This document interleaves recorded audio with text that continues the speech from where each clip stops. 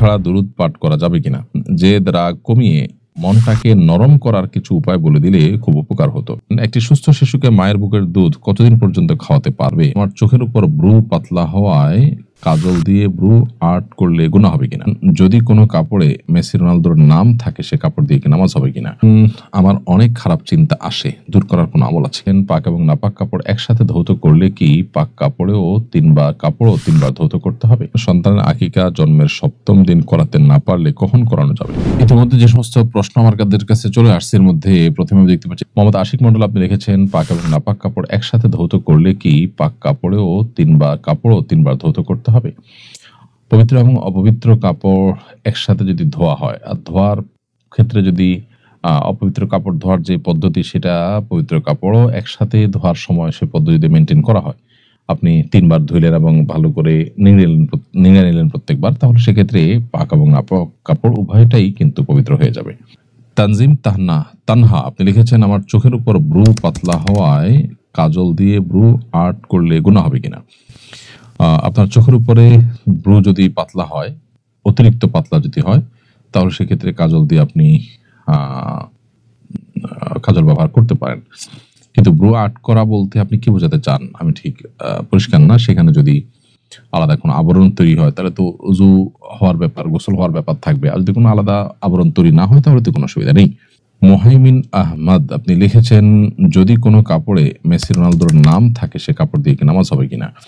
প্রথমত এটি একজন মুসলমানের গায়রত বা তার যে ইমানি আত্মসম্মান আছে তার পরিপন্থী, সেই জন্য এরকমটি হওয়া উচিত না। আর দ্বিতীয়ত হলো আপনার পোশাকে এরকম লেখা থাকলে, বিশেষ করে পেছনে থাকলে আপনার পেছনে থাকা মুসল্লিদের নামাজের মনোযোগ নষ্ট করবে। নামাজের যে ভারত্ব আছে, নামাজের যে গাম্ভীর্য আছে, এ ধরনের পোশাক তার সাথে যায় না।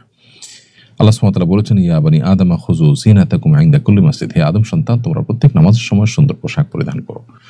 এ ধরনের পোশাক যেটার মধ্যে ছেলেমেয়ে আছে, যেটার মধ্যে হেয়ালিপনা আছে, জাস্ট খেলা, নামই খেলা যার, সে জিনিসটা আছে, নামাজের মতো সিরিয়াস ইস্যুতে সেরকমটি থাকা উচিত নয়। তবে নামাজ হয়ে যাবে, ব্যাপারটা এরকম না যে নামাজ হবে না। জেহাদ, আপনি লিখেছেন মামাতো বোন বিয়ে করলে মামাকে আব্বা বলে ডাকা যাবে কিনা? ডাকতে পারেন, কারণ এই আব্বার তো আসলে প্রকৃত অর্থে আব্বা ডাকা নয়, এটা তো রূপক অর্থে। শ্বশুরে যে আব্বা ডাকা হয় সাধারণত সেটা নিজের জন্মদাতা বাবাকে যে অর্থে মানুষ বাবা ডাকেন সে অর্থে বাবা ডাকা নয়। যার কারণে এখানে তাকে অর্থাৎ শ্বশুরকে বাবা ডাকলে না জায়েজ কিংবা গুনাহ হবে না। কোরআনে যে নিজের বাবা ছাড়া অন্য কাউকে বাবা ডাকতে বা কারোর সাথে সম্বন্ধ করতে নিষেধ করা হয়েছে এটা তার আওতায় পড়বে না। মেহরুন্নেসা, আপনি লিখেছেন জেদ রাগ কমিয়ে মনটাকে নরম করার কিছু উপায় বলে দিলে খুব উপকার হতো। মনকে কোমল এবং নরম করবার জন্য আল্লাহ সুবহানাহু ওয়া তাআলার কাছে আলাদা করে দোয়া করতে হয়। আল্লাহুম্মা ইন্নী আসআলুকা লিসানান যাকিরা ওয়া কলবান খাশিআ, আল্লাহ আপনার কাছে আমি এমন এক জিহ্বা চাই যে জিহ্বা সবসময় আপনার স্মরণে সতেজ থাকবে, আবার এমন একটি অন্তর চাই যে অন্তর আপনার ভয়ে সবসময় অবনত থাকবে, বিনম্র থাকবে। তো আল্লাহ সুবহানাহু ওয়া তাআলার কাছে দোয়া যেরকম করা যায় ঠিক একইভাবে যারা খুব নরম দিলে মানুষ আছেন, নেককার মুত্তাকি পরহেজগার মানুষ আছেন, তাদের সোহবত, তাদের সান্নিধ্য, তাদের সাহচর্য আমাদের সময় কাটাতে হবে। আমিনুল ইসলাম, আপনি লিখেছেন আমার অনেক খারাপ চিন্তা আসে, দূর করার কোনো আমল আছে কিনা? ভাই আমিনুল ইসলাম, মনের মধ্যে খারাপ চিন্তা যদি আসে তাহলে সেক্ষেত্রে খারাপ চিন্তাটার ধরন কি, ধাঁচ কি? খারাপ জিনিস দেখলে খারাপ চিন্তা আসে, তাহলে খারাপ জিনিস দেখা বন্ধ করতে হবে। অনেক সময় খারাপ চিন্তা বলতে জাস্ট অহেতুক দুশ্চিন্তা আসে, ইমানদার তখন আল্লাহর উপর তাওয়াক্কুল বাড়াতে হবে। ইমানদার কখনো আল্লাহর উপর ভরসা হারাতে পারে না।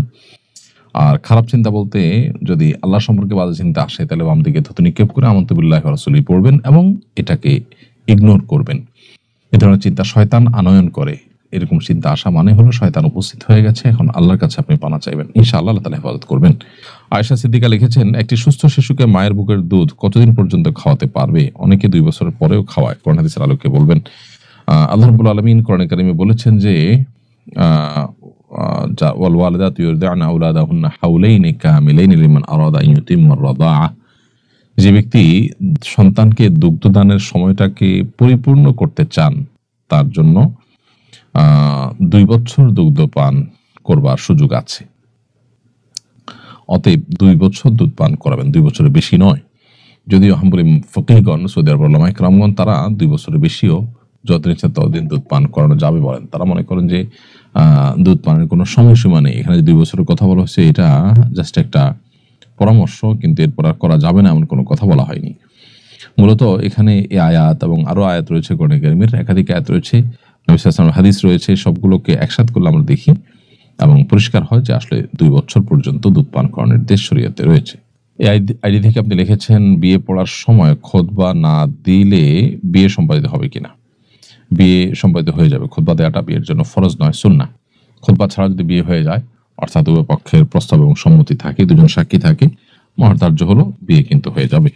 এমডি আলামিন ইসলাম আপনি লিখেছেন, পাতানো বোনের সাথে সম্পর্ক ছিন্ন করলে কি আত্মীয়তা ছিন্নকারের গুনাহ হবে? না, পাতানো বোন পাতানোটাই তো জায়েজ নয়। পাতানো বোন পাতানোর মধ্য দিয়ে পর্দার বিধান যেমন লঙ্ঘন হয়, শরিয়ার পর্দা সংশ্লিষ্ট আর অনেক বেশি বিষয় আছে যে বিষয়গুলো লঙ্ঘন হয়, যার কারণে এরকম তথাকথিত পাতানো বোনের এই কনসেপ্টটাই ইসলামী শরীয়তের দৃষ্টিকোণ থেকে নাজায়েজ।